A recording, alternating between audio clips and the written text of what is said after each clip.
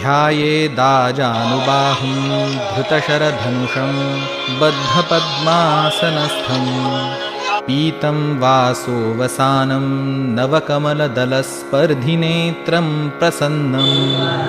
वामाङ्कारूढसीतामुखकमलमिलल्लोचनं नीरदाभं नानालङ्कारदीप्तं दधतमुरुजटां मण्डनं रामचन्द्रम् इति ध्यानं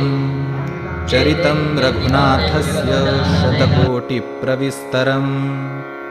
एकैकमक्षरं पूसां महापातकनाशनं ध्यात्वा नीलोत्पलश्यामौ रामौ राजीवलोचनं जानकी लक्ष्मणोपेतं जटामुकुटमण्डितं सासितूनधनुर्बाणपाणिन्नक्तं